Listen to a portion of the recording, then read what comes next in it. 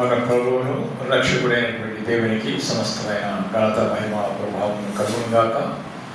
ఆయన శ్రేష్టమైన నామమున మీ అందరికీ కూడా శుభాలు తెలియజేస్తూ ఉంటున్నాను. మీకోసం మేము మానకుండా ప్రార్థన చేస్తున్నాం, మీరు కూడా మా కోసం ప్రార్థన చేస్తున్నారని మేము నమ్ముతూ ఉంటున్నాం. ఈరోజు మనము దేవుని వాక్యాన్ని ధ్యానం చేద్దాం. ఆ ధ్యానాంశము నిమిత్తం యాకోబు పత్రిక 4వ అధ్యాయము 10వ వచనం. యాకోబు పత్రిక 4వ అధ్యాయము 10వ వచనం. ప్రభు దృష్టికి మిమ్మును మీరు తగ్గించుకొనుడి, అప్పుడు ఆయన మిమ్మును హెచ్చించును. చిన్న ప్రార్థన చేస్తున్నాం. ప్రేమ కలిగిన దేవా, నీకు స్తోత్రాలు. చదువుకున్న లేఖన భాగాలు బట్టి నీకు స్తోత్రాలు ప్రభా. ఈ వాక్యం ద్వారా మీరు మాతో మాట్లాడమని పరిశుద్ధాత్మ దేవా, మీరు మమ్మల్ని సంధించండి, మాకు ఆత్మీయ పాఠాలను నేర్పించి ఆ విధంగా మీరు నడుచుకోవడానికి సహాయం చేసి మేము పొందమని చేసినాము ప్రార్థించి పెట్టుకుంటున్నాము తండ్రి. ఆమేన్. ప్రియమైన దేవుని బిడ్డలారా, మనం ఇప్పుడు చదువుకున్నటువంటి వాక్య భాగంలో మనం చూసినట్లయితే భక్తుడైనటువంటి యాకోబు ఏమంటున్నాడు అని అంటే, ప్రభు దృష్టికి మిమ్మల్ని మీరు తగ్గించుకుంటే. ఎందుకు తగ్గించుకోవాలి? మనల్ని హెచ్చించబడాలి అంటే తగ్గించుకోవాలి. అభివృద్ధిలోకి రావాలి అంటే తగ్గించుకోవాలి. మన గౌరవం కలగాలి అంటే తగ్గించుకోవాలి. ఉన్నతమైన స్థితిలోనికి రావాలి అంటే మనం తగ్గించుకోవాలి. కనుక ఎవరి దగ్గర సరే తగ్గించుకోవాలి? దేవుని ఎదుట మనం తగ్గించుకోవాలి. కనుక మనం ఎప్పుడైతే దేవుని ఎదుట తగ్గించుకుంటామో దేవుడు మన యందు సంతోషించి మనల్ని అభివృద్ధిలోనికి తీసుకొని వస్తాడు అన్నమాట. బైబిల్ గ్రంథంలో కొంతమంది తగ్గించుకున్నటువంటి వారు చాలామంది ఉన్నారనుకోండి. కానీ ఒక మంచుగా మీకు ఒక నలుగురిని మీకు పరిచయం చేయాలని నేను ఆశపడుతూ ఉంటున్నాను. మొదటిగా మనం చూసినట్లయితే అబ్రహాము గురించి. అబ్రహాము తగ్గించుకున్నాడు. ఎలా తగ్గించుకున్నాడంటే, మమ్రే అనే చెట్టు కింద ఆ యొక్క వనంలో ఉన్నప్పుడు ఆ విషయం మనం చూస్తే చూడండి. ఆదికాండము 18వ అధ్యాయం, ఆదికాండము 18వ అధ్యాయం మొదటి వచనంలో చూస్తాం. మరి మమ్రే దగ్గర ఉన్న సింధూర వనములో అబ్రహాము ఎండవేర అని ఉన్నాడు. అక్కడ ఉన్నప్పుడు మన అక్కడ జరుగుతున్న సన్నివేశం మనం గమనించినట్లయితే అక్కడ కూడా సందేశం మనం చూడగలుగుతాం. ఏంటి అంటే, సొదొమ గొమొర్రాల పట్టణాన్ని దేవుడు నాశనం చేయడానికి తీర్మానించుకున్నాడు. ఎందుకు అంటే, సొదొమ గొమొర్రా పట్టణం దేవుని దృష్టిలో అతి ఘోరమైన పాపం చేసినటువంటి పట్టణాలుగా ఉన్నాయి. ట్విన్ సిటీస్ ఏ విధంగా ఉన్నాయో జంట నగరాలుగా, అదేవిధంగా సొదొమ గొమొర్రా రెండు కూడా జంట నగరాలు. ఈ జంట నగరాల్లో పాపం అధికంగా జరుగుతూ ఉంటున్నది. పురుషులు వివాహం చేసుకోవడం, స్త్రీలు వివాహం చేసుకోవడం, జరగకూడనటువంటి జరిగించడం అనేది చాలా పాపంతో కూడిపోయి దేవుని యొక్క దుష్టులైపోయారు. పాపం చేసినటువంటి వారు అయిపోయారు. దేవుడు సహించలేనటువంటి పాపం అక్కడ కనుగొనబడింది దేవునికి. అందుకోసమని దేవుడు ఒక తీర్మానం చేశాడు. ఏంటి అంటే, సొదొమ గొమొర్రా మీదకి ఆకాశము నుంచి అగ్నిగంధములను కురిపించి నాశనం చేయాలి అని అనుకున్నాడు. అందుకని ఆయన మరి ఎండవేలో అబ్రహాము వైపుకి వచ్చినట్టుగా చూస్తున్నాం. అక్కడ వచ్చినప్పుడు ఈ విషయాన్ని ఆయన, నేను అబ్రహాముకు దాసేదనా, అబ్రహాము నిశ్చయంగా ఆయన ఒక గొప్ప జనమగుడు కదా అని చెప్పేసి అనుకొని దేవుడు ఏం చేస్తున్నాడు, తను రివీల్ చేస్తున్నాడు ఆ విషయాన్ని ఈ విధంగా. అయితే ఇది ఆ విషయాన్ని రివీల్ చేస్తూ ఉంటున్నప్పుడు అక్కడ అబ్రహాము బతిమలాడుకుంటూ ఉన్నాడు. ఎందుకు బతిమలాడాల్సి వస్తుంది అంటే, ఆ యొక్క సొదొమ పట్టణంలో ఆ యొక్క అబ్రహాము యొక్క తమ్ముని యొక్క కుమారుడు ఉన్నాడు. అతని పేరు లోతు తన కుటుంబంతో కూడా ఆ సొదొమ గొమొర్రా పట్టణాల్లో ఆయన నివసిస్తూ ఉంటున్నాడు. మరి నీతిమంతుడుగా ఉంటున్నాడు. దినదినమును ఆడు జరుగుతున్న వాటి విషయంలో తన హృదయాన్ని నొప్పించుకుంటూ కూడా తను అక్కడ బాధపడుతూ అక్కడ నివాసం చేస్తున్నట్టుగా బైబిల్ లేఖనాలు మనం చూస్తాం. అయితే అతన్ని దృష్టిలో పెట్టుకొని అబ్రహాము మరి దేవుడితో బేరమాడుతున్నట్టుగా చూస్తున్నాం. ఏంటా బేరమాడుతున్నాడు అంటే, 18వ అధ్యాయంలో చూస్తాం. ఆదికాండం 18వ అధ్యాయంలో ఏమంటున్నంటే, 28వ వచనంలో చూస్తాం. 50 మంది నీతిమంతులు ఒకవేళ 5 తక్కువైతే, అక్కడ దానికన్నా ముందు మనం చూసినట్లయితే పైన విషయం చూస్తాం. 26వ వచనంలో యెహోవా సొదొమ పట్టణములో 50 మంది నీతిమంతులు నాకు కనబడి వారిని బట్టి ఆ స్థలమంతటిని కాయుదును అంటాడు. 50 మంది నీతిమంతులు కనబడితే చాలు, నేను ఆ పట్టణాన్ని నాశనము చేయను. అలాంటప్పుడు ఈయన అంటున్నటువంటి మాట మనం 27వ వచనం ఎంత తగ్గించుకొని మాట్లాడుతున్నాడో చూడండి. అక్కడ 27వ వచనంలో అందుకు అబ్రహాము ఇదిగో ధూళియు బూడిదనైనా నేను అని అంటున్నాడు. అంటే తను ఎంత తగ్గించుకుంటున్నాడు? బూడిద ధూళితో కూడా సమానం అని తగ్గించుకుంటున్నాడు. కనుక మనము కూడా తగ్గించుకునేటువంటి వారంగా ఉండాలని జ్ఞాపకం చేస్తున్నాడు ఇక్కడ. కనుక తగ్గింపు అనేది చాలా అవసరమై ఉన్నది. మరి ఈ యొక్క అబ్రహాం విషయంలో మనం గమనించి చూసినట్లయితే యేసు ప్రభువు వారు శరీరధారిగా ఈ లోకానికి రావటానికి ఏర్పరచుకున్నటువంటి వ్యక్తి. ఎందుకంటే అబ్రహాముకు దేవుడు వాగ్దానం చేశాడు.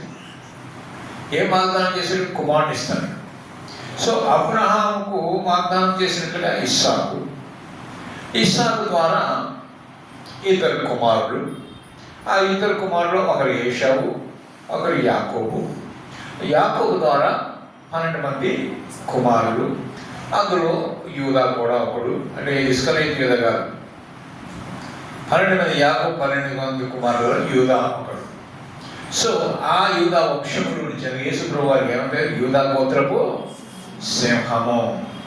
సో యూదా నుంచి రాజదండం తొలగిపోదు అని కూడా యాకోబు చనిపోయే ముందు అందరి కుమారులను పిలిపిస్తూ ఒక్కొక్కరిని ఆశీర్వదిస్తున్నాడు. యూదా గురించి కూడా ఆశీర్వాదం పలుకుతాడు.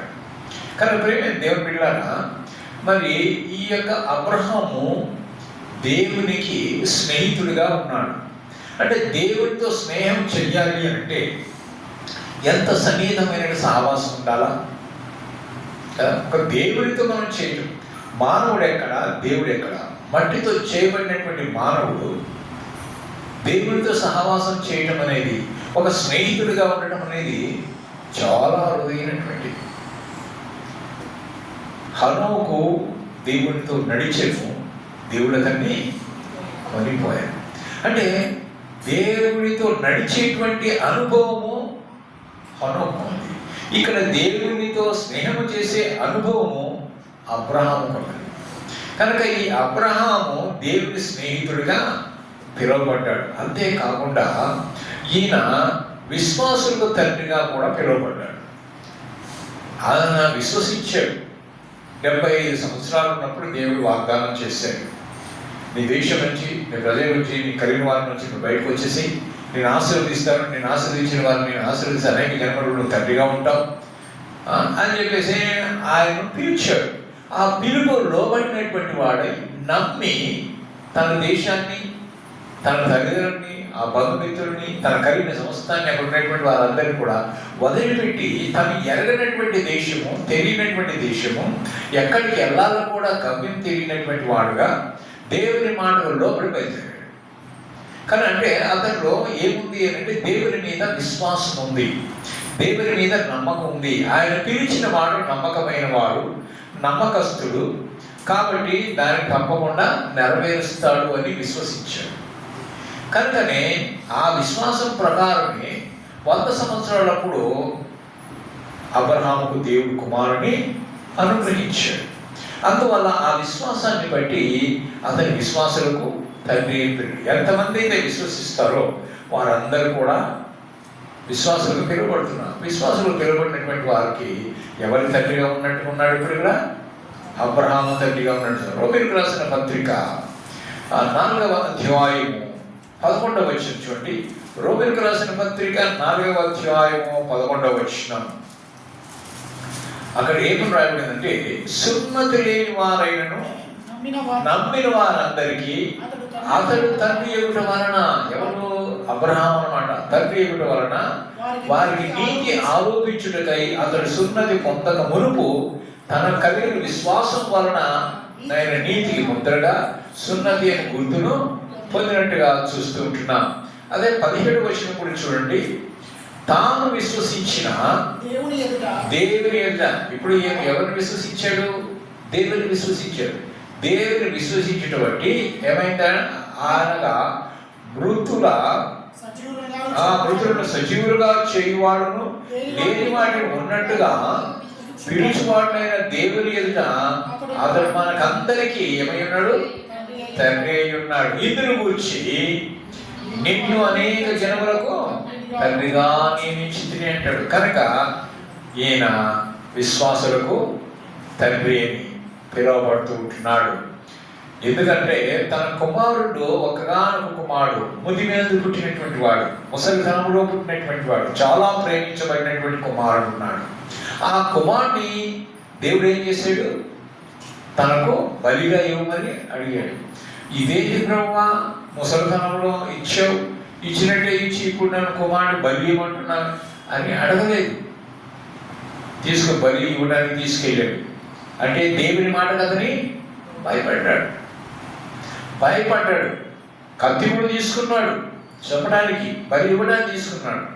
అంటే అక్కడ ఏమో అతనిలో ఉన్నది అంటే చనిపోయిన వారిని సహా, మృతులను సహా లేపగలిగినటువంటి శక్తివంతుడైనటువంటి వాడు, మృతతుల్యమైనటువంటి ఈ దేహంలో నుంచి కుమారుని అనుగ్రహించినటువంటి వాడు చనిపోయినటువంటి కుమారుని లేపలేడా? బూడిదైనటువంటి వారిని కూడా లేపలేడా? లేపగలిగిన శక్తివంతుడైన దేవుడు అని అతను విశ్వసించాడు. కనుకనే అతడు విశ్వాసులకు తండ్రిగా పిలువబడుతున్నాడు. అందుకని భూమి మీద ఉన్నటువంటి సమస్త వంశములకు ఆశీర్వదించబడటానికి అతని కారణమయ్యాడు. కనుక అతని ఆ విధంగా ఆశీర్వదించబడటానికి కారణం ఏంటి అని అంటే అతనిలో ఏమున్నది? తగ్గింపు అనేది ఉంది. ఒకటో వ్యక్తి. రెండవ వ్యక్తిని కూడా మీకు జ్ఞాపకం చేస్తాను. నిర్గమకాండంలో మనం చూస్తాం. నిర్గమకాండంలో చూసినట్లయితే అక్కడ మనకు ఎవరు కనిపిస్తున్నారు? 3వ అధ్యాయంలో మోషే కనిపిస్తూ ఉంటున్నాడు. ఐగుప్తు దేశంలోనికి మరి ఇశ్రాయేలు వచ్చిన తర్వాత మరి అక్కడ చాలా కష్టాలు పడుతున్నారు, బాధ పెట్టబడుతున్నారు, హింసించబడుతున్నారు, బానిసత్వంలో ఉన్నారు, ఎన్నో ఇబ్బందుల్లో ఉన్నప్పుడు వారందరూ కూడా ఏం చేశారు? దేవునికి మొరపెట్టినట్టుగా చూస్తున్నాను. ఆ మొరపెడుతూ ఉంటున్నప్పుడు దేవుడు వారి యొక్క మొరను విన్నట్టుగా మనం లేఖన భాగాల్లో చూస్తున్నాం. అయితే లేవి వంశానికి చెందినటువంటి వాడు ఒక అతని ఏం చేశాడు? ఒక ఆమెను పెళ్లి చేసుకున్నాడు. మరి పెళ్లి చేసుకున్న తర్వాత వాళ్ళకి ఒక కుమారుడు పుట్టాడు. ఆ కుమారుడే ఎవరు? మోషే. మోషే అనగా ఏంటి అర్థం? నీటిలో నుంచి తీయబడినటువంటి వాడు అని అర్థం. అప్పుడు అక్కడ ఫరో రాజు రాజ్య పరిపాలన చేస్తూ ఉన్నాడు. ఫరో ఏం చేశాడంటే ఇశ్రాయేలీయుల మీద అసూయ కలిగినటువంటి వాడై వాళ్ళు బాగా అభివృద్ధి పొందుతూ ఉన్నారు, విస్తరిస్తూ ఉన్నారు. కనుక వారి మీద అసూయ పొందినటువంటి వాడు ఏం చేశాడంటే ఎవరే కానీ వాళ్ళలో ఆ ఇశ్రాయేలీయులలో మగపిల్లోడు పుడితే వాడిని ఏం చేయాలా? నీళ్ళ పారేయండి, ఆడపిల్ల పుడితే బ్రతకనీయండి అన్నాడు.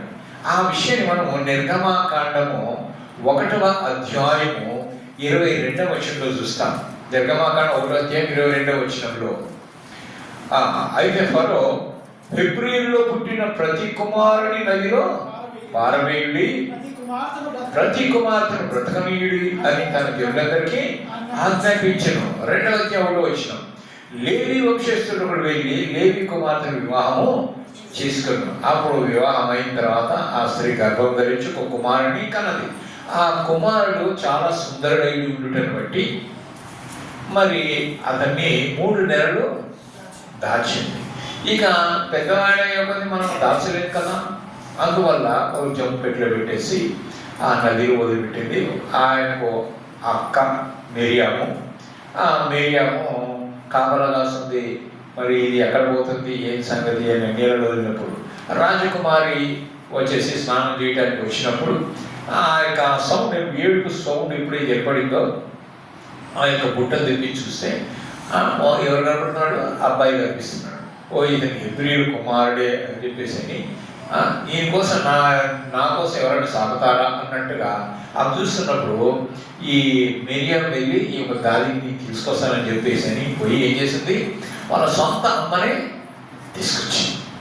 సో సొంత అమ్మని తీసుకొచ్చినప్పుడు ఆ రాకుమార్తె ఉన్నది, నా నిమిత్తము అతన్ని పెంచు, నేను నీకు జీతము ఇస్తాను. ఆ విధంగా పెంచబడ్డాడు, పెద్దవాడయ్యాడు, సకల విద్యలు నేర్చాడు. అని నేర్చుకున్న తర్వాత అప్పటిదాకా తల్లి దగ్గర ఉన్నటువంటి వాడు, మరి మనం చూస్తాం తల్లి దగ్గర తండ్రి దగ్గర ఉన్నటువంటి వాడు భయభక్తుల్లో పెంచబడినటువంటి వాడుగా చూస్తాం కదా. మరి ఇతని యొక్క తండ్రి ఎవరు, తల్లి ఎవరు అని అంటే 6వ అధ్యాయం చూస్తాం. నిర్గమకాండం 6వ అధ్యాయము 20వ వచనం. అమ్రాము తన మేనత్త యెకోబెతును పెళ్లి చేసుకును, ఆమె అతనికి అహరోనును మోషేను కనెను. అంటే మోషే కన్నా పెద్దది మిరియాము. ఎందుకంటే పిల్లలు తీసి ఆ యొక్క జబ్బు పెట్టి వదిలినప్పుడు ఈ అక్కనే కదా పోయి చూస్తూ ఉన్నది, వాళ్ళ అమ్మను కూడా తీసుకెళ్ళింది. కాబట్టి అన్న, అక్క, తమ్ముడు. సో అక్కడ పెంచబడిన తర్వాత మరి ఆ యొక్క పరిస్థితులన్నీ గమనించాడు. ఇతని హెబ్రీయుల కుమారుడు తెలుసు. ఆ యూదా ఆ యొక్క మరి వంశంలోంచి ఇప్పుడు రాబోతున్నటువంటి యేసు ప్రభు వారికి మూల కారకుడుగా ఇక్కడ కనిపిస్తూ ఉంటుంది. అక్కడి నుంచే రావాలి అన్నట్టుగా. అంటే మనం చూస్తాం చూడండి, యేసు ప్రభు వారు ఐగుప్తులకు పోయినట్టుగా పుట్టినప్పుడు ఐగుప్తు దేశాన్ని తీసుకెళ్ళారు కదా. సో అది కూడా అక్కడ నెరవేరడానికి అదొక అవకాశం అనమాట. ఇక మనం చూస్తున్నాం ఏమైంది అని అంటే, మోషే చిన్నవాడైనప్పుడు తల్లి దగ్గర పెంచబడ్డాడు, భయభక్తులు పెంచబడ్డాడు. వాళ్ళు ఎవరో కూడా తెలియబడింది. అక్కడ ఐగుప్తు దేశంలో ఉన్నంతసేపు వారికి ఏమైనా పేరు పెట్టబడింది? హెబ్రీయులు అని. ఎప్పుడైతే అక్కడి నుంచి అందరూ కూడా ఐగుప్తు దేశం బయటకు వచ్చారో అప్పుడు ఇశ్రాయేలీయులుగా పరిగణించుకుంటారు. ఇశ్రాయేలు అంటే యాకోబు పేరు, దేవుడు పేరు మార్చాడు. ఆయన సంతానం అంతటిని ఇశ్రాయేలీయులు అని చెప్పేసి అన్నారన్నమాట. కనుక ఇతని ఎన్ని పరిస్థితులు చూసి ఒక హెబ్రీయుడు, ఒక ఐగుప్తుడు ఇద్దరు కొట్లాడుకుంటుంటే ఆ విషయంలో ఇతను చూసాడు. ఎవరు? మోషే తన జనానికి సహాయం చేయాలనుకున్నట్టుగా ఆడిపోయి ఐగుప్తుని చంపి పెట్టేశాడు. ఈ విషయము తెలిసిపోయిందంతా. ఆయన తెలియదు అనుకున్నాడు, కానీ అందరికీ తెలిసిపోయింది. అప్పుడు తెలిసిపోతున్న మోషే ఏం చేశాడు? పారిపోయి మరి ఒక స్థలానికి వచ్చేసిన తర్వాత ఆడ మరి గొర్రెలు మందలు కాసుకుంటున్నటువంటి వారిని చూసి వాళ్ళకు నీళ్ళు పెట్టబట్టి వాళ్ళు ఏం చేశారు? ఆమె ఇంటికి తీసుకెళ్ళింది. వాళ్ళ నాన్న ఇద్దరు మామ దగ్గర తీసాడు. అక్కడనే ఒక 40 సంవత్సరాలు గొర్రెలు మేపటము నేర్చుకున్నాడు. ఆ మేపుతూ ఉన్నప్పుడు అక్కడ అతను గమనించిన విషయాన్ని చూస్తాం. నిర్గమకాండం 3వ అధ్యాయంలో అతని మామ పేరు, మోషే మామ పేరు ఇత్రో. ఇతని మిథ్యానకు యాజకుడైనటువంటి ఇత్రో అన్నమాట. అతని మందని మేపుచు అరణ్యం అవతలకు కోరుకొని దేవుని పర్వతమైనటువంటి హోరేబులకు వచ్చాడు. అక్కడ ఒక పొద చూసేది. ఎన్నో పొదలు ఉన్నాయి, కానీ ఆ పొద మండుతుంది కానీ కాలిపోవడం లేదు. ఇదేదో విచిత్రం ఉంది కదా అని చెప్పేసి అక్కడికి వెళితే అక్కడ మనం చూస్తుంటున్నాం ఏంటి అని అంటే 5వ వచనం చూస్తున్నాం. అందుకు ఆయన, దగ్గరికి రావద్దు, నీ పాదముల నుండి నీ చెప్పులు విడుము, నీవు నిలిచిన స్థలము పరిశుద్ధ ప్రదేశమేనను. చూసారా? అది కాలిపోతుందని వెళ్ళి చూస్తే అది కాలిపోవడం లేదు, కానీ మండుతూ ఉంది. ఇదేదో వింతగా ఉందన్నమాట. అప్పుడు పొదల నుంచి దేవుడు మాట్లాడుతున్నాడు. ఏమని మాట్లాడుతున్నాడు? 7వ వచనం చూస్తాం. యెహోవా ఇట్లా, నేను ఐగుప్తులో నా ప్రజల బాధలు నిశ్చయముగా చూచి తిని పనుల్లో తమను కష్టపెట్టి వారిని బట్టి వారు పెట్టిన మరణం వీటిని వారి దుఃఖం నాకు తెలిసే ఉన్నాయి. కాబట్టి ఐగుప్తుల చేతిలో నుండి వారిని విడిపించుటకు ఆ దేశంలో విశాలమైన మంచి దేశంలో అనగా కనానీయులు, హిత్తీయులు, అమోరీయులు, పరిజ్జీయులు, హివ్వీయులు, యోబుసీయులు నివాసమైన పాలు తేనె ప్రవహించే దేశం వారిని నడిపించడం దిగి వచ్చిన్నాను అని అంటున్నాడు. కనుక 10వ వచనం కాగా రమ్ము నిన్ను ఫరో యొద్దకు పంపేదను. ఎందుకు పంపుతున్నాడు? ఇశ్రాయేలీయులను ఐగుప్తులో నుంచి ఆ బానిసత్వంలో నుంచి బయటకు నడిపించడానికి, పాలు తేనెలు ప్రవహించేటువంటి ప్రదేశాన్ని నడిపించడానికి, వాగ్దానం చేసినటువంటి వాగ్దాన భూమిలో నడిపించడానికి ఈ యొక్క మోషేను ఎన్నుకున్నాడు. అయితే మోషే ఏం చేస్తున్నాడు? 11వ వచనం మనం చూస్తాం. ఏమంటున్నాడు అక్కడ? 11వ వచనం చూస్తాను. అందుకు మోషే నేను ఫరో యొద్దకు వెళ్ళుటకును ఇశ్రాయేలులో ఐగుప్తుడు తోడుకొని పోవటమును ఆయన తగ్గించుకుంటున్నాడు. చూసారా, నేనెంతటి వాడను అంటున్నాడు. ఇంతమంది జనాంగాన్ని, ఇన్ని లక్షల మందిని నేను ఐగుప్తు దేశంలో నుంచి వాగ్దాన భూమికి నడిపించడానికి నేనెంతటి వాడను అని తను తాను తగ్గించుకొని మాట్లాడుతున్నట్టుగా మనం చూస్తూ ఉంటున్నాం. అదే 4వ అధ్యాయము 10వ వచనంలో ఒక మాట అంటాడు. 4వ అధ్యాయము 10వ వచనంలో అంటాడు. ఏమంటాడంటే, అప్పుడు మోషే ప్రభువా ఇంతకు మునుపునైనను నీవు నీ దాసునితో అప్పటి నుండి అయినను నేను సాగు చెప్తున్నాడు. చూసాడు, నేను మాట నేర్పరిని కాను, నోటి మాంద్యమును నాలుక మాంద్యమును గలవాడనని చూసారా. ఏంటి ఇక్కడ యథాగీసం? నాకు నోటి మాంద్యం ఉంది అంటే, నోటి మాంద్యం ఉందంటే సరిగా స్పష్టంగా మాట్లాడలేడు. నాలుక మాంద్యం ఉందండి, సరిగా నాలుక కూడా సరిగా పనిచేయదు అంటే నత్తి గలవాడు అనొచ్చు. కానీ అటువంటి వాణ్ణి దేవుడు అంటే దేవుడు ఎవరినైనా కానీ ఎన్నుకోగలడు, వారి తన కార్యాన్ని చేయించగలడు. దేవునికి అసాధ్యమైనది ఏది లేదు కదా. అందుకని బలహీనులైనటువంటి వారిని ఎన్నుకుంటున్నాడు, బలవంతులైనటువంటి వారిని, ఘనహీనులైనటువంటి వారిని సిగ్గుపరచుట కోసం, అజ్ఞానులైనటువంటి వారిని, బలహీనులైనటువంటి మనల్ని దేవుడు ఎన్నుకున్నాడని జ్ఞాపకం చేస్తున్నాడు. కనుక దేవుడు ఇక్కడ చూస్తున్నాడు ఏంటి అంటే, నోటి మాంద్యం గలవాడిని, నాలుగు మాంద్యం గలవాడిని దేవుడితో అన్నాడు అన్నమాట. అయితే ఇక్కడ మనం చూసానండి, మోషే ఐగుప్తీయుల యొక్క సకల విద్యలలో కూడా అభ్యాసం చేసినటువంటి వాడు, మంచి ప్రావీణ్యత కలిగినటువంటి వాడు అన్నమాట. ఇశ్రాయేలును నడిపించుటకు ఒక గొప్ప నాయకుడిగా దేవుడు అతన్ని చేసి ఉంటున్నాడు. దేవుడు అతని గురించి భూమి మీద ఉన్న వారందరిలో ఈయన చాలా సాత్వికుడు అని దేవుడే సాక్ష్యం చెప్తున్నాడు. ఈరోజు నీవు నేను మరి అటువంటి మంచి సాక్ష్యం కలిగిన దేవుని సాక్ష్యం పక్కన పెట్టాడు, పక్కన సాక్ష్యం కనపడిందా మనకేమన్నా? మనోళ్ళ గురించి ఎవరైనా వీళ్ళు మంచోళ్ళు అనండి, వీళ్ళు చాలా యథార్థవంతులండి, ఎప్పుడు సత్యం చెప్పేటోళ్ళండి, వీళ్ళు నీతిమంతులండి, వీళ్ళు యథార్థవంతులండి, వీళ్ళు కీడు చేయండి, వీళ్ళు చాలా మంచివారండి, వీళ్ళు నెమ్మది పరులండి, భక్తి గలవారండి అని మన పక్కోళ్ళు ఎవరైనా మనల గురించి సాక్ష్యం చెప్తున్నారా? ఇక్కడే చెప్తలేదు కదా, చెప్తున్నారా? వేరే రకంగా సాక్ష్యాలు చెప్తూ ఉంటారు. అంటే మన గురించి చెప్పేటువంటి వారు చాలా తక్కువ. కానీ ఇక్కడ మనం చూసినట్లయితే దేవుడు ఒక మనిషి, ఒక మానవుడిని గురించి సాక్ష్యం చెప్తున్నాడు. ఏమని? నా ఇల్లంతటిలో అతని నమ్మకస్తుడు. చూడండి, సంఖ్యాకాండం 12వ అధ్యాయం 7వ వచనం. సంఖ్యాకాండం 12వ అధ్యాయం 7వ వచనం. సంఖ్యాకాండం 12వ అధ్యాయం 7వ వచనం తీసారా? తీసుకుని చదవండి. అతడు నా ఇల్లంతటిలో నమ్మకమైన వాడు అంటున్నాడు.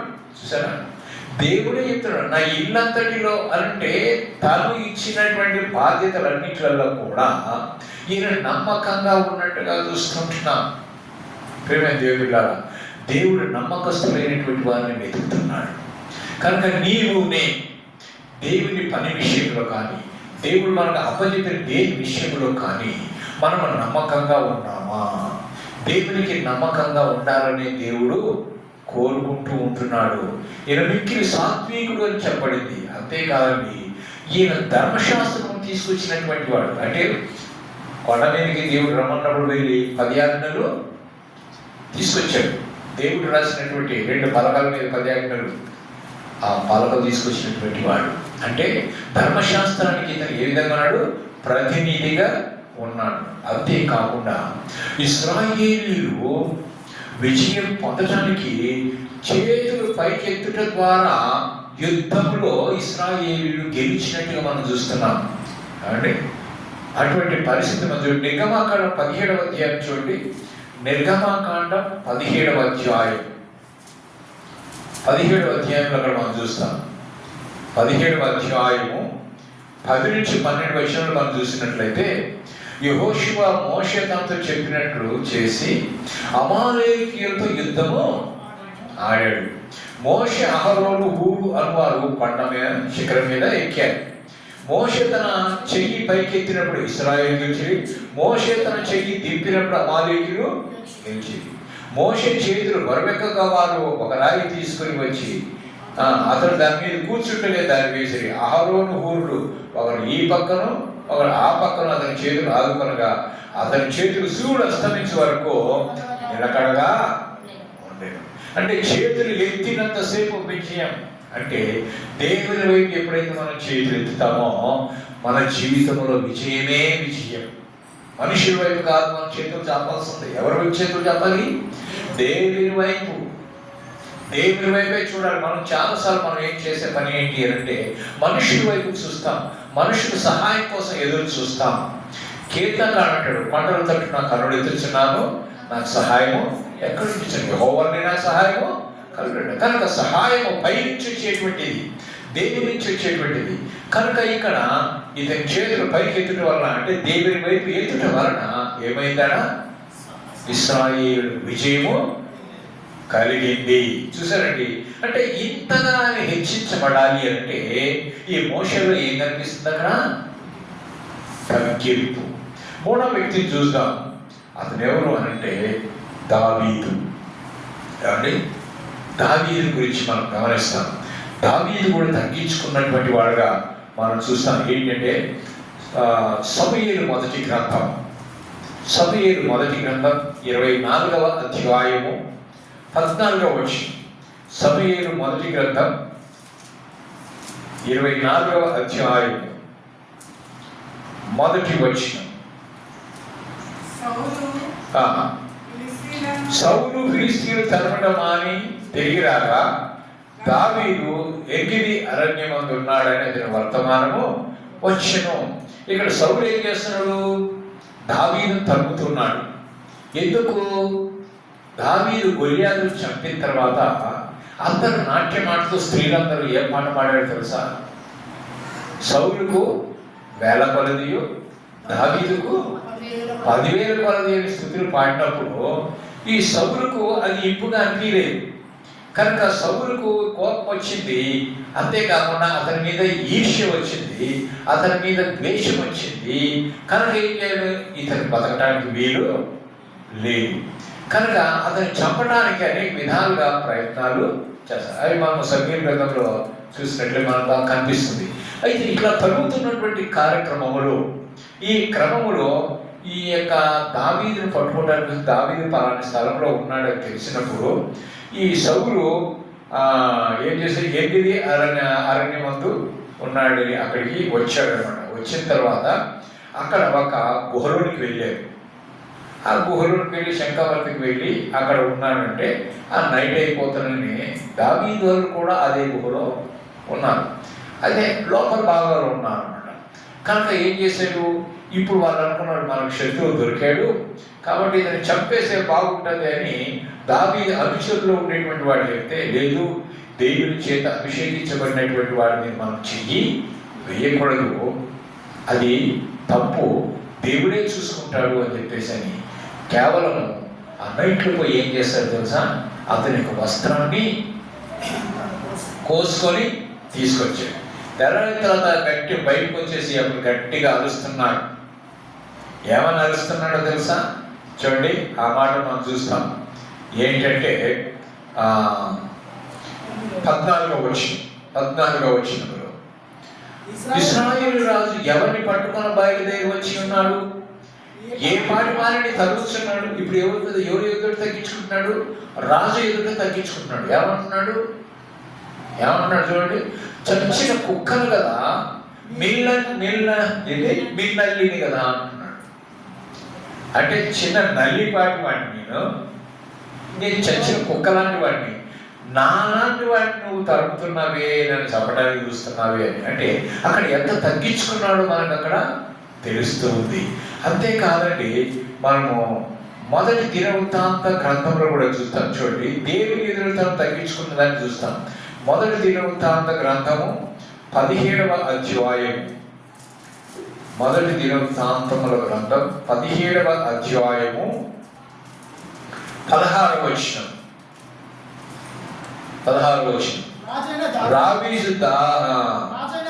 దావీదు వచ్చి యెహోవా సన్నిధిని కూర్చుండి ఇలా మనం చేస్తున్నాడు. ఏమని చేస్తున్నాడు? దేవా యెహోవా, నీవు నన్ను ఎంత హెచ్చింపులోనికి తెచ్చుటకు నేను ఎంతటి వాడను. నన్ను ఈ విధంగా గొర్రెల కాపరిగా ఉన్నటువంటి వాడిని, ఎక్కడో గొర్రెలు కాసుకుంటున్నటువంటి వాడిని నన్ను తీసుకొని వచ్చి ఇశ్రాయేలీయులకు నన్ను రాజుగా చేసావు, నేను ఎంతటి వాడను అని అంటున్నాడు. నా ఇల్లు ఏ మాత్రపుది అని తను తాను తగ్గించుకున్నట్టుగా మనం చూస్తున్నాం. నీ యొక్క జీవితంలో, నా యొక్క జీవితంలో ఎప్పుడో కానీ ఈ విధంగా ఆశీర్వదించబడినప్పుడు, ఉన్నత స్థితిలోనికి వచ్చినప్పుడు, పేదరికంలో నుంచి ధనిక ప్రాంతంకి వచ్చినప్పుడు, లేకపోతే మన దీన స్థితిలో నుంచి ఉన్నత స్థితిలోనికి వచ్చినప్పుడు, ఎప్పుడైనా దేవా ఇంత ఉన్నత స్థితిలోనికి తీసుకురావడానికి, ఇంత అభివృద్ధిలోనికి తీసుకురావడానికి నేనే పాటి వాడినయ్యా అని పాట అయితే పాడతాం. నీవు చేసిన మేళ్లకు కదా, పాట అయితే పాడినా కదా, పాట పాడతా కానీ మనసారా పాట పాడుతున్నామా? నోటి ద్వారా పాడేటువంటి వారంగా ఉన్నాం. మనం హృదయం ద్వారా పాడేటువంటి కృతజ్ఞతలు తెలిపేటువంటి వారంగా ఉండాలి. ఇతను దావీదు తగ్గించుకుని, ఆడేమో రాజు దగ్గర తగ్గించుకున్నాడు, ఇక్కడేమో దేవుని దగ్గర తగ్గించుకున్నాడు. కనుక మనము కూడా హెచ్చించబడాలి అంటే మనం ఏం చేయాలి? తగ్గించుకోవాలి. కనుక ప్రియమైన దేవుని బిడ్డలారా, మరి ఈ నూతన యొక్క నిబంధన ప్రకారం, లేకుంటే ఈ యొక్క కొత్త నిబంధన ప్రకారము యేసుక్రీస్తు వంశావళికి మూల పురుషుడయ్యాడు దావీదు. కనుక దావీదు గురించి దేవుడు కూడా ఒక సాక్ష్యం ఇచ్చాడు. ఆడ మోషే గురించి సాక్ష్యం ఇచ్చాడు, ఇక్కడ దావీదు గురించి ఏమంటున్నాడు? ఇతడు నా హృదయానుసారుడైన మనుష్యుడు. సో నిన్ను నన్ను గురించి ఇటువంటి సాక్ష్యము దేవుడు చెప్పాలి అంటే మనం ఎంత వినయము, విధేయత, భక్తి దేవుని ఎడలు కలిగి ఉండాలి, ఆయన ఆజ్ఞలు పాటించేవారుగా ఉండాలి. ఒకసారి ఆలోచించి అలా మనం ఉంటే మనల్ని గురించి కూడా ఆయన సాక్ష్యము చెప్తాడు. అటువంటి సాక్ష్యం పొందాలంటే మనలో ఏముండాలి? మనలో వినయం ఉండాలా, విధేయత ఉండాలా, అనుకో అనేది ఉండాలా. కేవలం దావీదు దేవుడు హృదయానుసారుడే కాదు, ఆయన మంచి సంగీత విద్వాంసుడు. ఆయన మనం చూస్తాం కదా, చాలా కీర్తనలు ఎక్కువ శాతము ఆయన రాసినవే ఉన్నాయి. దావీదు కీర్తన ఇవన్నీ రాయబడి ఉంటూ ఉన్నాయి. కనుక అంతేకాకుండా దేవుని పక్షాన యుద్ధాలు చేయడానికి ప్రత్యేకించబడినటువంటి రాజుగా ఉన్నాడు. అప్పుడు అతను ఎన్ని సంవత్సరాలు పరిపాలన చేశాడు? 40 సంవత్సరాలు. 40 సంవత్సరాలు. రెండవ రాజు, మొట్టమొదటి రాజు సౌలు 40 సంవత్సరాలు ఇశ్రాయేలు రాజ్యం పరిపాలన చేశాడు. దాని తర్వాత సౌలు తర్వాత దావీదు 40 సంవత్సరాలు పరిపాలన చేశాడు. అతని తర్వాత అతని కుమారుడైనటువంటి సొలొమోను 40 సంవత్సరాలు పరిపాలన చేశాడు. కానీ సొలొమోను కుమారుడు వచ్చిన తర్వాత ఏకంగా ఉన్నటువంటి ఇశ్రాయేలు రెండుగా విడిపోయాయి. రెండు భాగాలు అయిపోయాయి. కనుక దేవుని సమిష్టి రాజ్యానికి, ఇశ్రాయేలు సమిష్టి రాజ్యానికి దావీదు రెండవ రాజుగా ఉన్నాడు. నాలుగో వ్యక్తిని పరిచయం చేస్తాను. అతను ఎవరంటే అపోస్తుడైన పౌలు. అపోస్తుల కార్యములు 20వ అధ్యాయము 19వ వచనం. అపోస్తుల కార్యములు 19వ అధ్యాయము 20వ వచనం అంటాడు. ఏమంటాడంటే పౌలు ఏమంటాడంటే, యూదుల కుట్ర వలన నాకు శోధనలు సంభవించినప్పటికీ కూడా కన్నీళ్లు విడిచు ఏం చేశాట, పూర్ణమైన వినయ భావంతో నేను ఎలాగో ప్రభువుని సేవించునో మీకే తెలుసు అని అక్కడ ఉన్నటువంటి మనందరికైనా చెప్తూ ఉంటున్నాడు. అంతేకాకుండా ఆయన తిమోతికి కూడా రాస్తున్నాడు. తిమోతికి కూడా రాస్తూ ఏమంటున్నాడంటే, తిమోతికి రాసిన మొదటి పత్రిక 1వ అధ్యాయం 12వ వచనం, 13వ వచనం, 15వ వచనం చూసినట్లయితే తను ఎటువంటి వాడో చెప్తున్నాడు. ఏంటంట, దూషకుడుగా ఉన్నాడంట, హింసకుడుగా ఉన్నాడంట, హానికరుడుగా ఉన్నాడంట. అటువంటి వాడిని దేవుడు ఏం చేశాడంట, తన యొక్క పరిచర్యకు నమ్మకమైనటువంటి వాడు అని గుర్తిరిగి దేవుడు అతన్ని నియమించినాడు అని చెప్పేశాను. అలా నన్ను నియమించినందుకు, నన్ను బలపరిచినందుకు నేను యేసు ప్రభువుకు కృతజ్ఞత కలిగిన వాడు అని చెప్పుకుంటూ ఉన్నాడు. ఒకప్పుడు నేను తెలియక నేను ఏం చేశాను, దూషించాను, హింసించాను, హానికరమైన పనులు చేశాను, హింసించాను, ఇన్ని చేశాను కనుక, అది అవిశ్వాసంతో చేశాను కనుకనే దేవుని చేత నేను కనికరించబడ్డా అంటాడు. అంటే అంటాడు కదా, పాపులను రక్షించుటకు క్రీస్తు యేసు లోకమునకు వచ్చెను అనేటువంటి వాక్యము నమ్మదగినది, పూర్ణాంగీకారానికి యోగ్యమైనది అనేటువంటి నమ్మేటువంటి వారిలో నేను ప్రధానుడను అని అంటాడు. అంటే పాపులలో నేను ప్రధానుడను అంటున్నాడు. చూసండి, ఈ అపోస్తలుడైన పౌలు యొక్క చరిత్ర మనం చూసినట్లయితే పౌలుకు అసలు పేరేం పేరు? సౌలు. పౌలు అసలు పేరు సౌలు. సౌలుగా ఉన్నటువంటి వాడు పౌలుగా మారిపోయాడు. చూడండి, అపోస్తల కార్యము 22వ అధ్యాయము 3వ వచనం అతని గురించి అతను చెప్పుకుంటున్నాడు. చూడండి, 22వ అధ్యాయము 3వ వచనంలో అతను ఎటువంటి భక్తి పడ, అతని యొక్క డెడికేషన్ అనేది అక్కడ మనకు కనిపిస్తూ ఉంటుంది. నేను కిలికియాలోని తార్సులో పుట్టిన యూదుడు, ఇతని యొక్క యూదుడు. అయితే ఈ కిలికియా పట్టణంలో తార్సులో ఉండేటువంటి, కిలికియాలోని తార్సులో పుట్టినటువంటి వాడైనటువంటి యూదుడైనటువంటి సౌలు ఆ పట్టణంలో ఎవరి దగ్గర ఉన్నట్ట, గమాలియేలు అనేటువంటి యొక్క ధర్మశాస్త్రోపదేశకుడు ఉన్నాడు. అతని దగ్గర అతని పాదముల యొక్క పెరిగి ఆ పితరుడు ధర్మశాస్త్ర సంబంధము నిష్ఠయందు శిక్షణ మంచిగా ట్రైనింగ్ తీసుకున్నటువంటి వాడై, మీరందరూ నేను ఉన్న ప్రకారం దేవుని గురించి ఆసక్తి, ఇతరులు ఏం ఆసక్తి ఉంది? దేవుని కూర్చున్నట్టు ఆసక్తి. ఈరోజు నీవు నేను బైబిల్ చదివే విషయంలో కానీ, ప్రార్థన చేసే విషయంలో కానీ, దేవుని మందిరాన్ని వెళ్ళే విషయంలో కానీ, సువార్త ప్రకటించే విషయంలో కానీ ఆసక్తి ఉన్నదా? ఒకసారి ఆలోచించేయండి. అన్ని విషయాల్లో ఆసక్తి చూపిస్తాం, ఈ విషయాల్లో ఒకటి మాత్రం మనం ఆసక్తి చూపించి అంత విషయాలు. ఇతని పౌలు ఏం చేశాడు, నేను ధర్మశాస్త్ర విషయంలో నేను ఆసక్తి కలిగిన వాడని అంటాడు. కనుక ఈ ఆసక్తి కలిగినటువంటి వాడు ఏం చేశాడు, యేసు ప్రభువు గురించి ప్రచారం చేస్తూ ఉన్నప్పుడు అందరినీ కూడా హింసించి, బాధించి, చెరసాల్లో వేయటం కోసమని చెప్పేసి ఎక్కడెక్కడ ఉన్నారా అని చెప్పేసి తెలుసుకొని వాళ్ళని తీసుకొచ్చి చెరసాలు వేయించడానికి అధికారుల గురించి ఏం తీసుకున్నాడు, అధికార పత్రాలు తీసుకొని దమస్కుకు వెళ్తూ ఉన్నాడు. దమస్కుకు వెళ్తున్నప్పుడు మార్గ మధ్యములో యేసు ప్రభు వారు అతన్ని దర్శించాడు. ఎప్పుడైతే దర్శించాడో అప్పుడు అతని జీవితము మారిపోయింది. ప్రియమైన దేవుని బిడ్డలారా, ఆయన ప్రత్యక్షతను ఎప్పుడైతే చూసాడో అతని జీవితం అంతా మారిపోయినట్టుగా ఉంది. యేసు ప్రభు కోసమే బ్రతకటం నేర్చుకున్నాడు. ఆయన అంటాడు కదా, బ్రతుకుంటున్న నామాలకైతే క్రీస్తే అంటాడు. బతికితే క్రీస్తు కోసమే, చస్తే కూడా క్రీస్తు కోసమే అంటాడు. చూసారా? అంటే దేవుని కోసం చావటానికైనా కానీ ఒకప్పుడు యేసు ప్రభు గురించి ప్రకటిస్తున్నటువంటి వారిని చెరసాలలో వేయాలనుకున్నాడు. ఇప్పుడు ఏం చేస్తున్నాడు? అదే యేసు ప్రభు గురించి సువార్త ప్రకటిస్తున్నాడు. ఎంత గొప్ప మార్పు చూసారా?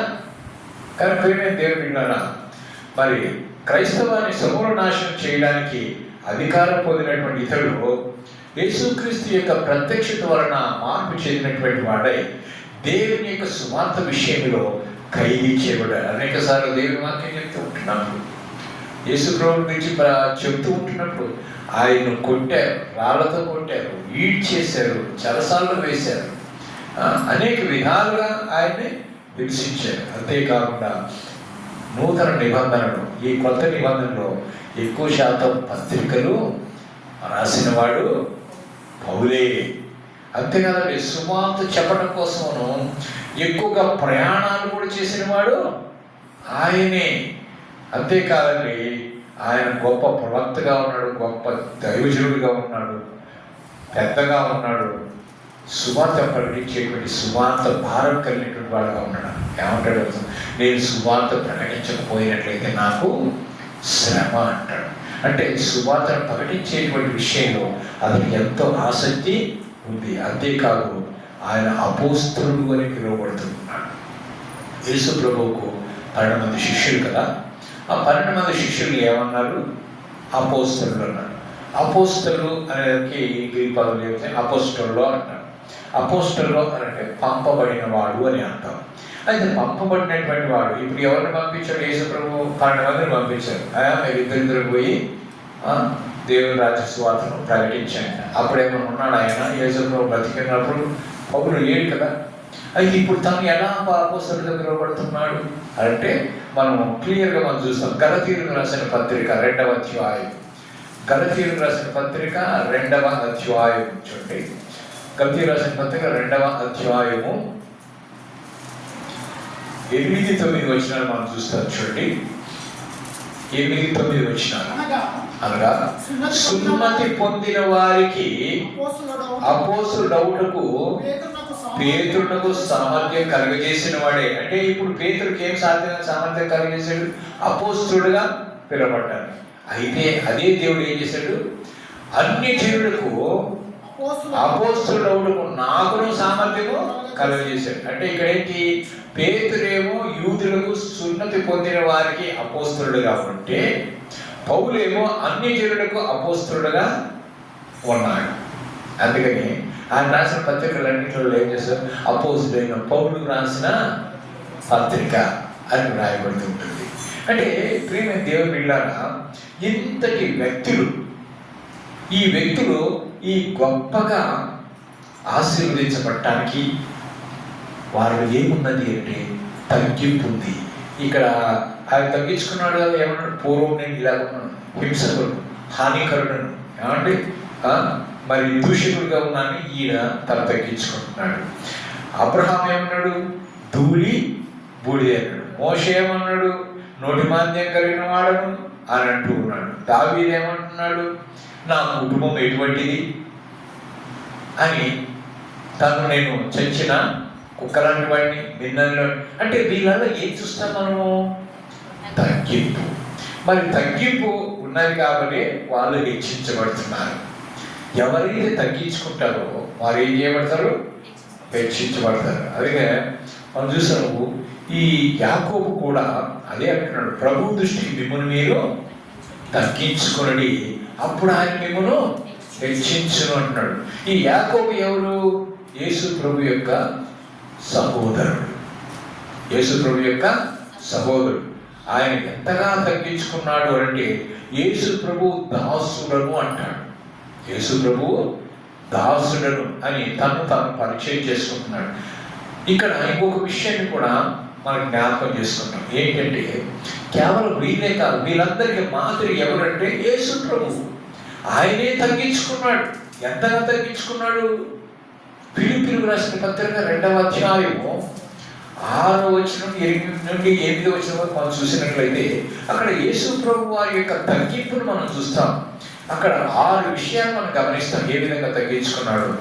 ఆయన దేవుని స్వరూపము కలిగిన వాడై ఉండి దేవునితో సమానముగా ఉండుట విడిచిపెట్టకూడని భాగ్యమని ఎంచుకోలేదు. అది నంబర్ 1. రెండోది, మనుష్యుల పోలికగా పుట్టాడు. నంబర్ 3, దేవుని స్వరూపమును దాసుని స్వరూపమును ధరించుకున్నాడు. దేవుని స్వరూపం కలిగిన వాడైనప్పటికీ దాసుని స్వరూపమును ధరించుకున్నాడు. 4వది, తను తాను రిక్తునిగా చేసుకున్నాడు. 5వది చూస్తే శిలువ మరణం పొందినంతగా విధేయతను చూపినాడు. 6వదిగా తను తాను తగ్గించుకున్నాడు. అంటే మరి దాసునిగా ఇలా మారమంటే గొప్ప విషయమే కదా. దేవుడు దాసునిగా మారడం ఏంటి? ఇంతకు మించినటువంటి మాదిరి ఏమైనా ఉందా? యేసు ప్రభు వాళ్ళ శిష్యులు నాడు ఉన్నప్పుడు ఏం చేశాడు? అందరు కూర్చుని ఉంటే టవల్ తీసుకొని నడుము కట్టుకొని ఒక పాత్ర నీళ్ళు తీసుకొని శిష్యుల పాదాలన్నీ కడిగాడు. అంటే ఆడ తగ్గించుకున్నాడు. ఎందుకంటే చేస్తున్నాను అంటే నేను మాదిరి చూపిస్తున్నాను అన్నాడు. అంటే తగ్గించుకున్నవాడు హెచ్చించబడతాడు అని ఇక్కడ తెలియజేయటానికి. అయితే మనం అన్నమాట, మనం దేని గురించి తగ్గించుకున్నాం? మనం ఏం తగ్గించుకున్నాం? మనకు ఉన్నది ఏమీ లేదా. భూమి మీద వచ్చేటప్పుడు మనం ఏం తీసుకోలేదు, పోయేటప్పుడు ఏం తీసుకోలేదు. కానీ మనకు ఉన్నమాట అన్నీ కూడా ఏమి ఇచ్చాడు? ఎవరు ఇచ్చాడు? ఇది దేవుడు ఇచ్చాడు. కనుక దేవుడు ఇచ్చిన దానికి దేవుని కృతజ్ఞతగా చెప్పడానికి బదులుగా నేను అది కలిగి ఉన్నాను, నేను ఇది కలిగి ఉన్నాను, నేను అది చేస్తాను, నేను ఇది చేస్తాను అని చెప్పేసి అని వాళ్ళని వాళ్ళు వెచ్చించుకుంటున్నారు అన్నమాట. కనుక ఆ విధంగా కాకుండా నిన్ను నీవు తగ్గించుకుంటే, ప్రభువుని హెచ్చిస్తే నీవు ఆశీర్వదించబడతావు. నీవు ఆశీర్వదించబడాలి అంటే, నువ్వు అభివృద్ధిలోనికి రావాలంటే నువ్వేం చేయాలా? నిన్ను నీవు తగ్గించుకోవాలి, వినయం కలిగి ఉండాలి, విధేయత కలిగి ఉండాలి. అప్పుడే మనం హెచ్చించబడతాం. అది ఎప్పుడు వస్తుంది? మనకి తగ్గింపు స్వభావం ఎప్పుడు వస్తుంది? అంటే సామెతల గ్రంథం 15వ అధ్యాయం 33వ వచనం. సామెతల గ్రంథం 15వ అధ్యాయం 33వ వచనం చూసినట్లయితే ఎప్పుడు వస్తుంది ఆ గుణం అంటే, దేవుని యందు భయభక్తులు కలిగి జ్ఞానాభ్యాసం చేస్తే మనకు వస్తుంది. అప్పుడేమవుతుంది? మన ముందు ఏం నడుస్తుంది? వినయం. మనము ఘనత పొందాలి అంటే ఘనతకు ముందు ఏం నడుస్తుందంట? వినయము. అలా కాకుండా నిన్ను నీవు హెచ్చించుకుంటే నీకేం కలుగుద్ది? నష్టమే కలుగుద్ది, లాభమేమీ జరగదు. అందుకని దేవుని వాక్యం స్పష్టంగా చెప్తుంది. ఏంటంటే సామెతల గ్రంథం 16వ అధ్యాయం 18వ వచనం, నాశనమునకు ముందు గర్వము నడుచును, పడిపోవటకు ముందు అహంకారమైన మనస్సు నడుచును అని బైబిల్ చెప్తుంది. ఏమండి, మనం బాగా తెలుసు, బైబిల్ గ్రంథంలో బాగా చదివి ఉంటాం. అహంకారం కలిగినటువంటి వారుగా, గర్వం కలిగినటువంటి వారుగా ఏ విధంగా పతనమైపోయారు అని. నెబుకద్నెజరు రాజు గురించి మనం బాగా తెలుసు. దానియేలు గ్రంథంలో 4వ అధ్యాయంలో మనం చూస్తాం. 30 నుంచి 33 వచనాలు మనం చూసినట్లయితే ఆ రాజు ఏం చేస్తున్నాం? నా బలాతిశయం చేత ఈ పట్టణాన్ని నేను, ఈ బబులోను పట్టణాన్ని నేను నిర్మించాను కదా అని ఎప్పుడైతే అన్నాడో, తన నోటి నుంచి ఆ మాట వస్తున్నదని దేవుడు ఏం చేశాడట? అది చూడండి, అతను ఎంతగా ఇది చేశాడు మనం చూస్తాం. దానియేలు గ్రంథం 4వ అధ్యాయంలో మనం చూస్తాం. చూడండి, 30వ వచనం నుంచి చూస్తాం. బబులోను ఈ మహావిశాల పట్టణమును, నా బలాధికారమును, నా ప్రభావ ఘనతను కనపరచుటకై నా రాజధాని నగరం నేను కట్టించి తిని కదా అని తనలో తాను అనుకొనెను.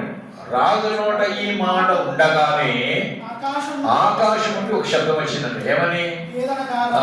రాజులు నెబుకద్నెజరు, ఇదే నీకు ప్రకటన. ఏంటంటే అది నీ రాజ్యమును నీ ఎదురుండి తొలగిపోతుంది. తమ ఎదురుండి ఏం చేస్తారు? మనుషులు నిన్ను తరిమేస్తారు. అడవి జంతువులలో నీ నివాసం చేస్తావు. పశువుల వలె గడ్డి వేస్తావు. సర్వోన్నతులైన దేవుడు మానవులు రాజులకు అధికారి ఉన్నాడని నీవు తెలుసుకొని ఆయన స్తుతించే వరకు నీ గది ఉంటుంది అని చెప్పబడింది. అలాగనే ఏమైంది? తరువేయబడ్డాడు. ఏమండి? తరువేయబడినటువంటి వాడు ఎట్లయినా 33 వచనం చూస్తున్నాం. మానవులు ఇది అతనికి తరిమేరి అతడు పశువుల వల్లే గడ్డి వేశారు. ఏం చేశారు? ఇంకా ఆకాశం మంచు అతని దేహం అంతటిని తడపగా అతని తల వెంట్రుకలు ఎట్లయిపోయాట? పక్షురాజు రెక్కల ఈకల వంటి అతని గోళ్ళు ఏమైపోయినాయి? పక్షుల గోళ్ళ బట్టి ఆయన. చూసారా? ఇవన్నీ అంటే అతని గర్వపడుట వలన ఏమైంది? నష్టపోయాడు. ఇంకొక ఉదాహరణ కూడా మీకు చెప్తాను. అసలైన ఉదాహరణ. ఈరోజు మనుషులందరూ నరకానికి పోవటానికి కారణం ఎవరు? మనుషులందరూ నరకానికి పోవటానికి కారణం ఎవరు? వ్యక్తుల గురించి చెప్తున్నా, అది లక్షణం గురించి చెప్తలేదు, వ్యక్తుల గురించి చెప్తున్నా. ఎవరు కారణం? మన మనసు చెడిపేటువంటి వాడు ఎవడు? నరకానికి ఆకర్షించేవాడు ఎవడు? సాతానుడు. అతను ఏమున్నదంట? గర్వం. అతను ఏముంది? గర్వం. చూడండి, యెషయా గ్రంథం 14వ అధ్యాయం. యెషయా గ్రంథం 14వ అధ్యాయంలో మనం చూస్తాం. 12వ వచనంలో ఆయన గురించి ఏం చెప్తుంటే, తేజో నక్షత్రమా వేకు చుక్క. అదే ఇంగ్లీష్ లో అయితే లూసిఫర్ అని ఉంది. ఆకాశం పడితివి, జనములను పడగొట్టి నీవు నేలమట్టి వరకు నరకబడితివి అంటున్నాడు. వాడు ఏమనుకున్నాడంటే, సాతానుడు ఏమనుకున్నాడు? నేను ఆకాశం ఎక్కిపోతాను, దేవుని నక్షత్రం పైగా నా సింహాసనాన్ని హెచ్చించుకుంటాను, ఉత్తర దిక్కున సభాపర్వతం మీద కూర్చుంటాను, మేఘమండలం మీద ఎక్కిపోతాను, మహోన్నతుని నేను సమానంగా చేసుకుంటాను అని మనసులో అనుకున్నదంట. ఎవరు అనుకున్నది? సాతానుడు అనుకున్నా. అటువంటి గర్వం. చూడండి, యెహెజ్కేలు గ్రంథం 14వ అధ్యాయం 28వ అధ్యాయం.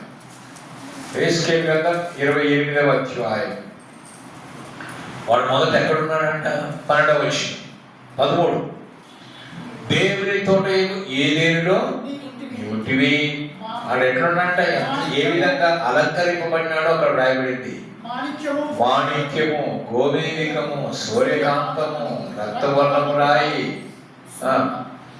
సిరిమారిణి రాయి, మరకతము, నీలము, పద్మరాగము, అమూల్య రత్నములతోను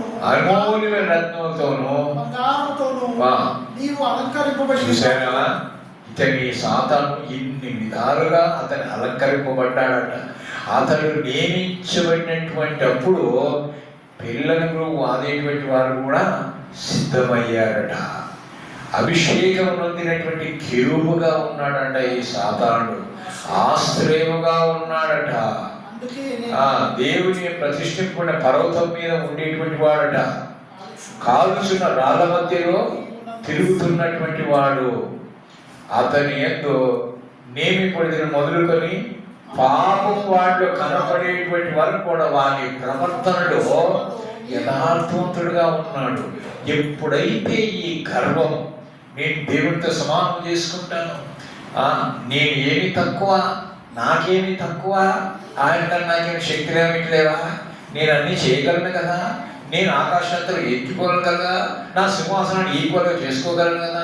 ఎప్పుడైతే ఆ గర్వం వచ్చిందో, అందుకని అక్కడ చూసాను కానీ చూడండి అక్కడ ఏమంటున్నాడు తెలుసా? 17వ వచనంలో, నీ సౌందర్యము చూసుకుని నీవు గర్వించిన వాడవై నీ తేజస్సు చూసుకుని నీ జ్ఞానము చెరుపుకొంటివి. చూసారండి, తన జ్ఞానాన్ని చెప్పి, ఆ జ్ఞానము వలన అతడు ఉన్న గర్వం వలన అతని పై నుంచి కిందికి తోస్తాడు. గర్విష్ఠులు దేవుని సన్నిధిలో ఉండటానికి వీలు లేదు కనుక దేవుడు పై నుంచి తోసివేసాడు. వాటితో పాటు వారి అనుచరులందరూ కూడా త్రోసివేయబడ్డారు. కనుక ప్రేమ దేవుడు అంటే పతనము చేయబడ్డాడు అని అర్థం. నీవు దేవుని కన్నా హెచ్చించుకుంటే, పైకి భక్తి గల వారి వలె కనబడి దాని శక్తిని ఆశ్రయించినటువంటి వాడుగా ఉండి లోకం నడిచేవాడుగా ఉండే ప్రయోజనము లేదు. కనుక నీలో తగ్గింపు అనేది ఉండాలి. దేవుడు ఒక హెచ్చరిక చేస్తున్నాడు. ఏంటి అంటే ఇర్మియా గ్రంథము 9వ అధ్యాయము 23వ వచనం 24వ వచనంలో దేవుడు ఏం హెచ్చరిక చేస్తున్నాడంటే, జ్ఞాని అయినటువంటి వాడు తన జ్ఞానం బట్టి, శూరుడైనటువంటి వాడు తన శౌర్యమును బట్టి, ఐశ్వర్యవంతుడు తన ఐశ్వర్యమును బట్టి అతిశయింపకూడదు. తనకు ఐశ్వర్యం ఉన్నదని, తన శౌర్యం ఉన్నదని, తనకి జ్ఞానం ఉన్నదని దాని విషయంలో నీవు గర్వపడకూడదు. గర్వపడితినా ఏమైపోతుంది? నీవు పతనమైపోతావు. అయితే నువ్వు తెలుసుకోవాల్సింది ఏంటి అంటే, ఎవరి యందు నువ్వు గర్వపడాలి, ఎవరి యందు నువ్వు అతిశయించాలి అంటే, నీ మీద భూమి మీద ఉన్న భూమి మీద ఏం చేశాడు? కృప చూపుచున్నటువంటి దేవుడు, నీతి న్యాయములను జరిగిస్తున్నటువంటి దేవుడు ఆయనే అని నువ్వు ఎప్పుడైతే గుర్తు చేసుకుంటావో, అంతేకాకుండా ఆయన పరిశీలన చేసి ఆయన తెలుసుకుంటావో, అప్పుడే నువ్వు హెచ్చించబడతావు.